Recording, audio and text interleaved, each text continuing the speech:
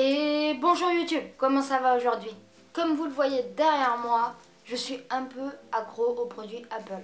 Je suis ce qu'on appelle une Apple addict. Oui, c'est vrai, j'ai un peu travaillé dans un Apple Store. Pas longtemps, mais j'ai travaillé dans un Apple Store, ça compte quand même, ok?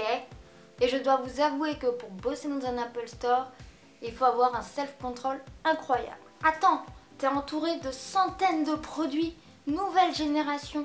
Puis tu rentres chez toi et tu te retrouves avec un MacBook Pro de mi-2012. Tu peux faire ton sport avec, ça te muscle.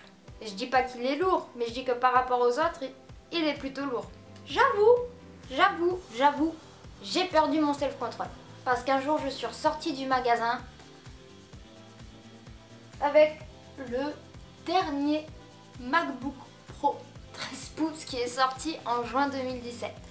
Voilà! Certains penseront que je suis faible et d'autres penseront que je suis faible aussi. Mais c'est pas grave. J'assume totalement l'achat de ce MacBook Pro. Du coup, je vais partager avec vous la découverte de ce nouvel ordinateur. En gros, il doit coûter dans les, si j'arrondis, un peu moins de 2300 €.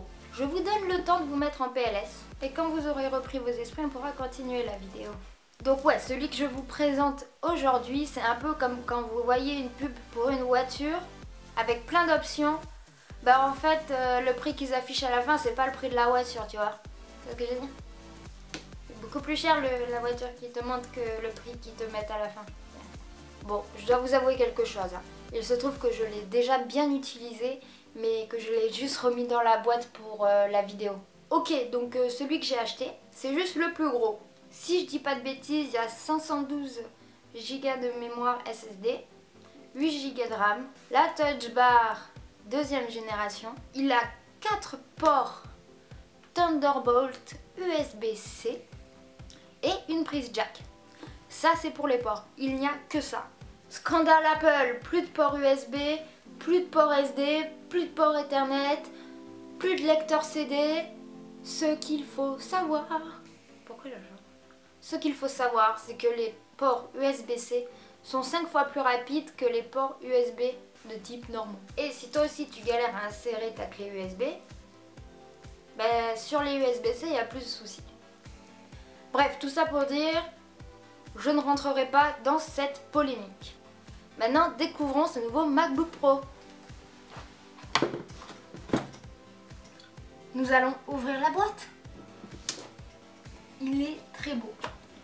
Alors là, quand je le prends en main, vous allez vous dire, elle nous a menti. C'est pas un MacBook Pro, c'est un MacBook Air. Non, hein, c'est un MacBook Pro. Il est juste extrêmement fin. Je dois avouer que j'ai eu un énorme coup de cœur pour la couleur gris sidéral. Regardez, il est magnifique. Maintenant, allumons l'ordinateur. Et que je fasse ce plan-là. Sur la nouvelle bête. Le trackpad est, on va dire, 2 fois plus grand. Le clavier est 2 fois plus sensible. Du coup, l'utilisation est beaucoup plus fluide. Et je dis pas qu'avant, c'était pas fluide. Mais imaginez quelque chose de bien, de rapide. Encore plus rapide. On va pas se plaindre, c'est mieux. La méga grosse différence, c'est quand même son poids. Je vais le dire souvent, mais c'est un poids plus. Si on regarde tous les modèles de MacBook Pro, c'est quand même assez lourd. La Touch Bar, ça va être quelque chose de très important. La Touch Bar va nous permettre de faire énormément de choses. Personnellement, c'est la première fois que j'utilise une Touch Bar. Je suis convaincue.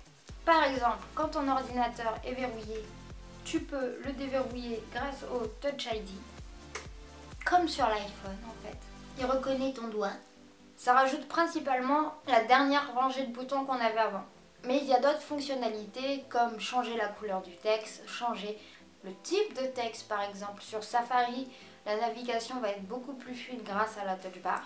Si on lance une vidéo, on va pouvoir aller au moment où on veut avec notre doigt, contrôler le volume, contrôler la luminosité de l'écran. Moi je dirais qu'elle est plutôt complète la Touch Bar. Et qu'au final, c'est assez utile, ça rend des services dans pas mal de logiciels qui sont compatibles avec, évidemment. Tous les logiciels ne sont pas compatibles avec la Touch Bar. Niveau son, nous avons les 2 haut-parleurs sur le côté, ce qui donne quand même un son très bien, hein, je dois l'avouer. Moi j'aime beaucoup. Je sais pas si vous voyez, mais la résolution de l'écran est plutôt très cool. Genre vraiment très cool. Il a une autonomie plutôt intéressante. 10 heures si tu fais de la bureautique à peu près. Bref, en tout cas, j'ai peut-être perdu mon self-control, mais je ne le regrette absolument pas. Cet ordinateur, je ne dirais pas qu'il me change la vie, je dirais que c'est une nouvelle expérience. Ah oui, je vais en profiter pour faire passer un petit mot. Si vous voulez un MacBook Pro mi-2012, 13 pouces, 720 Go de disque dur, 8 Go de RAM il me semble, ou 16, avec tous les ports habituels, comme ça vous n'allez pas à vous prendre la tête, hein, c'est ce que vous connaissez, je le vends, voilà, à un prix extrêmement raisonnable, parce que je l'ai remis à neuf en fait. Et donc voilà, si vous le voulez, vous pouvez me contacter par message, il n'y a pas de souci, je répondrai à tous les messages et à toutes vos questions. Comment vendre un ordinateur? Parce que vendre l'autre ordinateur me permet un peu d'éponger le prix du nouveau.